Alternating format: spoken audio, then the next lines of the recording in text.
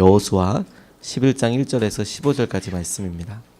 하솔 왕 야빈이 이 소식을 듣고 마돈 왕 요밥과 시므론 왕과 악삽 왕과 및 북쪽 산지와 긴네론 남쪽 아라바와 평지와 서쪽 돌의 높은 곳에 있는 왕들과 동쪽과 서쪽의 가나안 족속과 아모리 족속과 헷 족속과 브리스 족속과 산지의 여부스 족속과 미스바 땅 헤브론 산 아래 히위 족속에게 사람을 보내매 그들이 그 모든 군대를 거느리고 나왔으니 백성이 많아 해변에 수많은 모래 같고 말과 병거도 심히 많았으며 이 왕들이 모두 모여 나와서 이스라엘과 싸우려고 메론 물가에 함께 진쳤더라.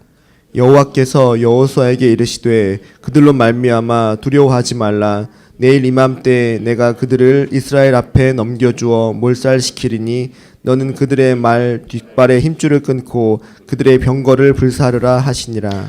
이에 여호수아가 모든 군사와 함께 메론 물가로 가서 갑자기 습격할 때에 여호와께서 그들을 이스라엘의 손에 넘겨주셨기 때문에 그들을 격파하고 큰 시돈과 미스르봇 마임까지 추격하고 동쪽으로는 미스바 골짜기까지 추격하여 한 사람도 남기지 아니하고 쳐 죽이고 여호수아가 여호와께서 자기에게 명령하신 대로 행하여 그들의 말 뒷발에 힘줄을 끊고 그들의 병거를 불로 살랐더라.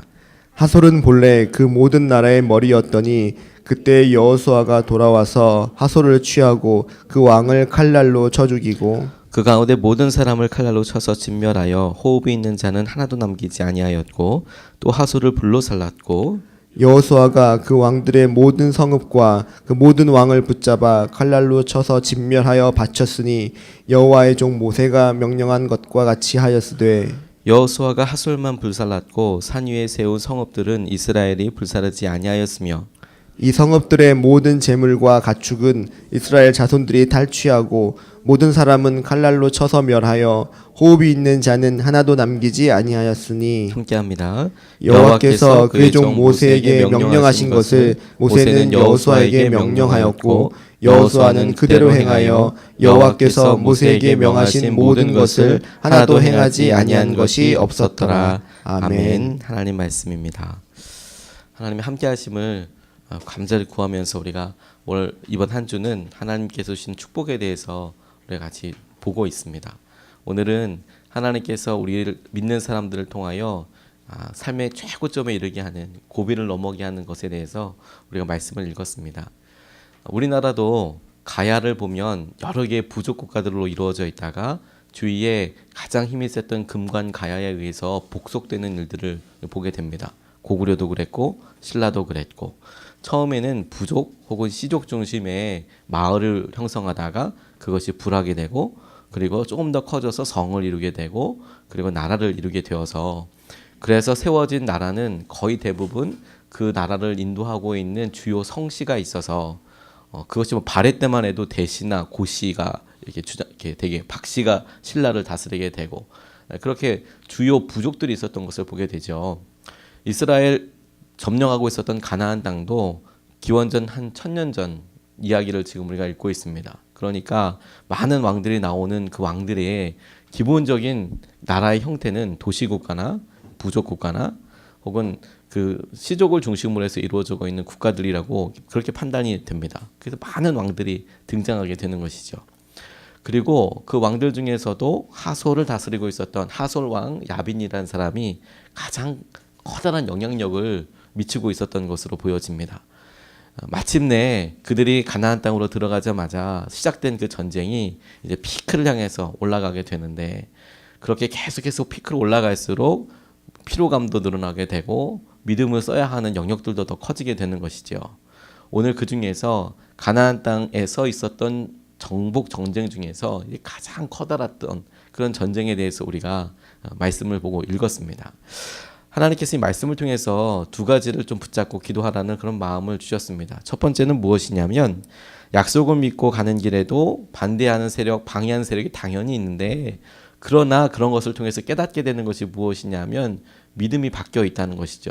믿음이 바뀌는 것이 과제더라라는 것입니다. 오늘 1절로 5절까지의 말씀을 부분 보면 하솔 왕 야빈이 이 소식을 듣고 그들이 그 모든 군대를 거느리고 나왔으니 백성이 많아 해변에 수많은 모래 같고 말과 병거도 심히 많았으며 이 왕들이 모두 모여 나와서 이스라엘과 싸우려고 메론 물가에 함께 진쳤다라고 나와 있습니다. 1절 하반절서부터 3절까지 많은 왕들의 이름이 등장합니다. 어떤 왕들이 모였는지를 쭉 이야기하면서 그렇게 모이게 된 이유가 하솔왕 야빈이라는 왕이 다 불렀고 싸우려고 함께 많은 사람들이 전투에 임하여 있었고 그들과 전쟁을 하게 된 것이다 라는 것이죠. 하나님께서 우리에게 명령하시고 그 땅을 찾으러 가는데 우리가 가장 쉽게 좌절하는 것이 중간중간 생기는 장애물과 같은 어려운 일들이라고 생각이 듭니다. 아닌가 봐. 끝인가 봐. 여기까지인가 봐. 그런데 하나님께서 가만히 보면 그런 과정들을 이기게 하시고 견디게 하시고 넘어서게 하시고 때로는 개입하셔서 내가 너와 함께하고 있잖아 알려주셔서 하나님께서 주시는 놀라운 마음들 도전들을 이제는 믿음의 눈으로 보게 하시더라고요. 제가 이 말씀을 보고 그 다음 말씀이 이렇게 제게 의미 있게 다가왔습니다. 6절 말씀을 보니까 여호와께서 여호수아에게 이르되 그들로 말미암아 두려워하지 말라. 내가 내일 이맘때에 내가 그들을 이스라엘 앞에 넘겨주어 몰살시키겠다라고 말씀하고 계시는 것이죠. 그렇게 많은 군대가 모였는데 하나님께서 이제는 그들에 대하여 내가 다 이기게 하겠다라는 것에 이스라엘 백성들이 두려워하지 않는 수준이 되었다는 것이죠. 말씀이 주어졌을 때 무엇이 그들의 삶에 있어서 변화하게 된 것인가? 가나안 땅에 들어왔을 때와 출애굽할 때와 가나안 땅에 들어왔을 때와 전쟁을 치르고 났을 때 무엇이 바뀌고 무엇이 변화된 건가? 적들이 없어진 거 아니고 그리고 싸워야 될 다른 능력이 늘어난 것도 아니고 그들이 대적을 향하여 어려움에 대하여 바라보는 믿음의 반응이 달라지더라. 하나님 말씀에 대하여 아멘 하는 것이 달라지더라.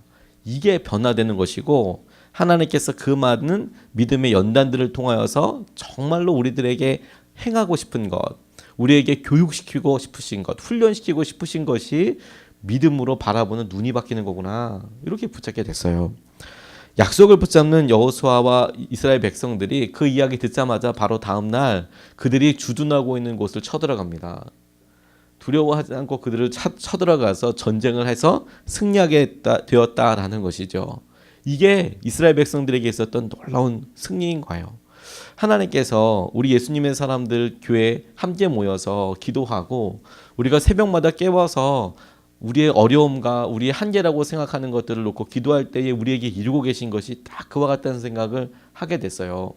어려움이 없어지는 건 아닌데 그 어려움에 대해서 처음에 생각했던 것과 그리고 기도해서 하나님께서 하나하나 응답해 주시면서 되어지는 거구나. 이게 하나님께서 허락하여 주신 거구나 라고 생각되어질 때 그 다음 반응하는 게 다른 거죠. 그래서 그 다음 믿음으로 하나님께서 함께 하시는 것을 보게 하시는 것이죠. 대적의 많고 적음으로 본다면 오늘이 이스라엘의 모든 전투 중에서 최고봉이었던 겁니다. 왜냐하면 하솔 왕이 모든 그 근처에 있었던 힘을 쓸만한 사람들을 다 모은 거거든요. 그래서 전쟁을 한 거거든요. 그런데 여호수아와 이스라엘 백성들이 하나님 말씀에 의해서 이게 이길 수 있는 거구나 라고 생각하여 전쟁을 하고 실제로 이기게 되온 거죠. 이스라엘 백성들이 광야 생활 40년 유리방황한 것과 그들이 약속의 땅에 들어와서 전투하게 된 모든 것들이 시선 하나 바꾸게 하는 거, 말씀에 대한 반응 하나 바꾸게 하는 거, 하나님 이것 우리에게 도전하신다면 우리가 믿음으로 이것을 취해야 하는 거구나, 그렇게 깨닫게 됐습니다. 적들이 많은 거 문제가 아니다. 적들이 많은 거 문제가 아니다. 젊은이 교회 사역할 때 젊은이 교회의 가장 커다란 은혜의 통로 중에 하나가 뭐냐면 단기 선교들이었습니다. 매년마다 선교들을 참 많이 나가게 되는데 간증들이 기가 막히게 있는 겁니다. 하나님께서 청년들 한 사람 한 사람에게 믿음으로 반응하면 그 반응한 것들에 대해 또 기가 막히게 인도해 주십니다. 그런데 그렇게 주님께서 인도해 주셨다. 하나님 놀랍게 역사해 주셨다. 그러고 나니까 공동체 가운데 남는 것이 있더라고요. 그게 뭐냐면 한 사람의 고백이 아니라 하나님께서 이번 단기 선교 가는데 나의 휴가 문제를 이렇게 해결해 주셨어. 나의 관계 부모님으로부터 허락받는데 이렇게 역사해 주셨어. 그래서 부모님이 어떻게 기도하고 있었는데 반응하게 되셨어. 재정이 채워졌어. 하나님께서 이렇게 길을 열어주셨어. 이런 간증들이 일어나게 되니까 사람들 가운데 이건 되는 거구나. 한계가 아닌 거구나. 하나님께서 이것을 통하여서 내게 무언가를 주시려고 하는 거구나. 이렇게 깨달아지게 되더라는 것이죠. 상식같이 여겨지게 되더라는 거죠. 그래서 나중에는 도저히 안 될 만한 일들이 되는 거예요.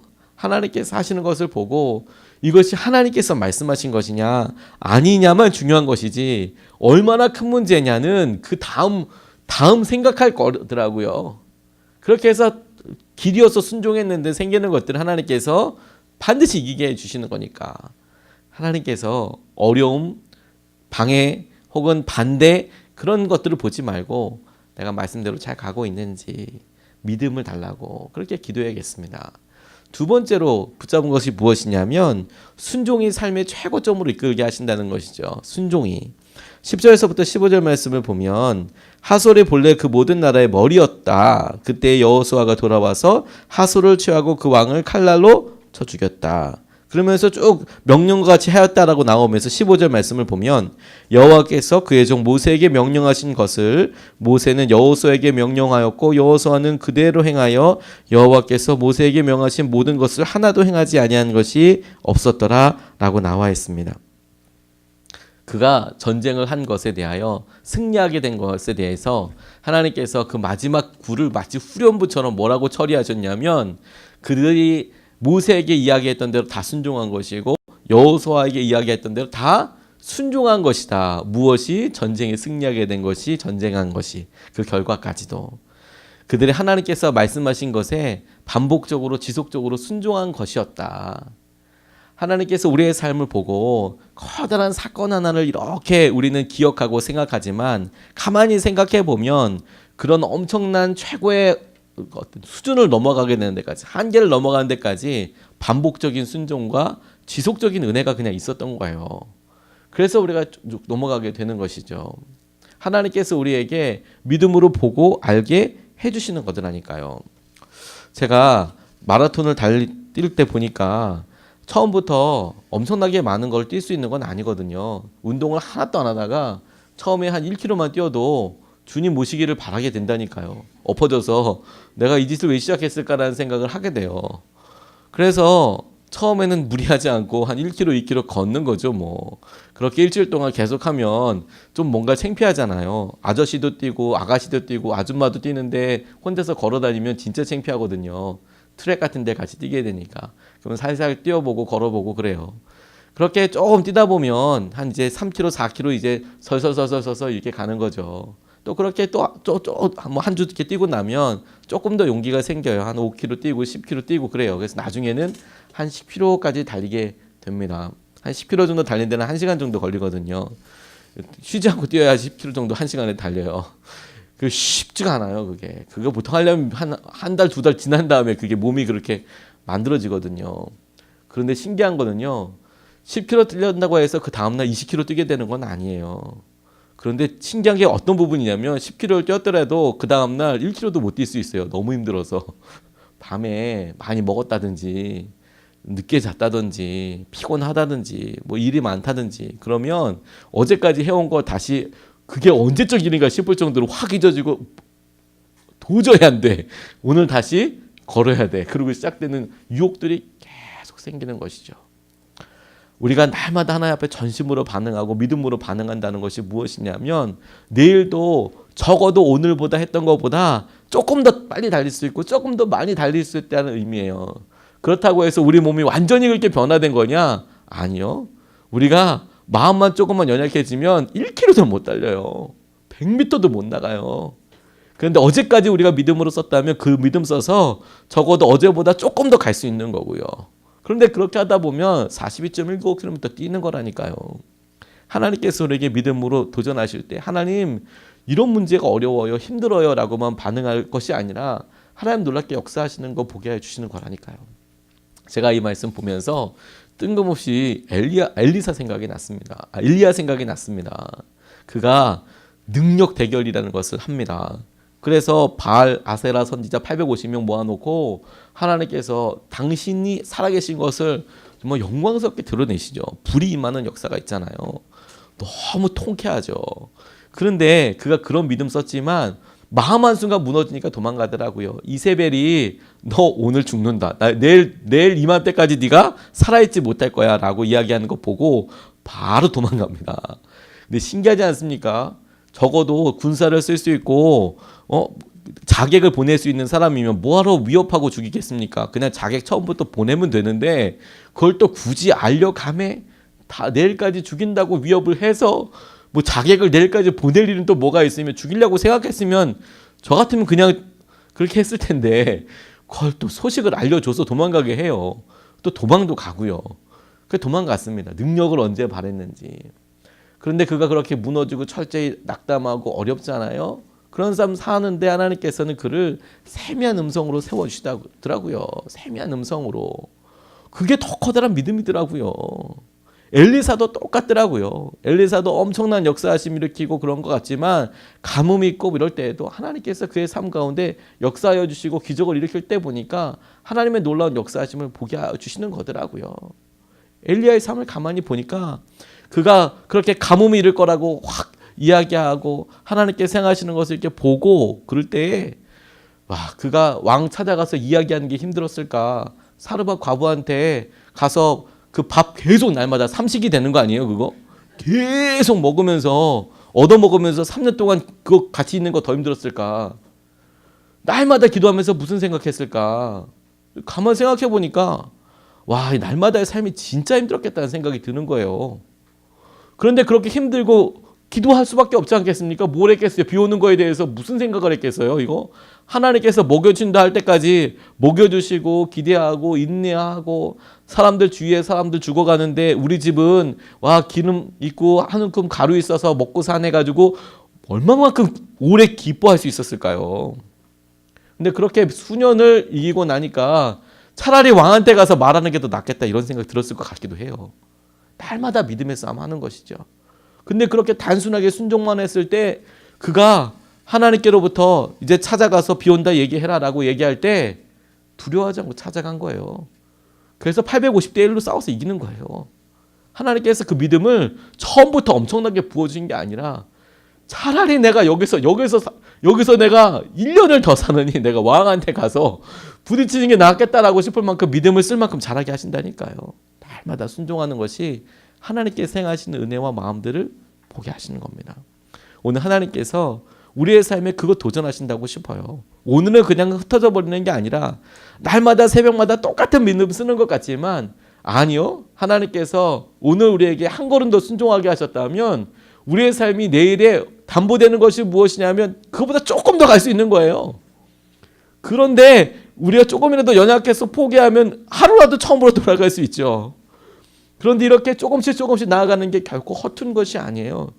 하나님께서 결정적인 순간에 우리가 삶의 한계라고 부딪히는 것들을 볼 때 주저없이 두려움 없이 믿음으로 선포하게 된다니까요. 믿음으로 반응하게 된다니까요. 근데 그렇게 반응하다 보면 어느 순간에 삶의 피크로 올라가게 된다니까요.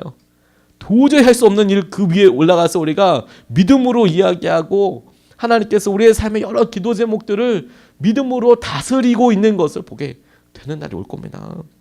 우리가 이것이 우리의 삶 가운데 이루어지도록 하나님 오늘 우리가 겪고 만나고 심지어 당하는 모든 일들 가운데 하나님 오늘 우리가 믿음으로 반응하게 해주시고 이것이 우리의 삶의 피크가 되게 해주십시오. 삶의 최고점이 되게 해주십시오. 하나님께서 행하시는 믿음의 은혜를 날마다 업데이트해서 하나님 누려지는 삶이 되게 해주십시오. 이렇게 우리 말씀 붙잡고 같이 기도하고 싶습니다.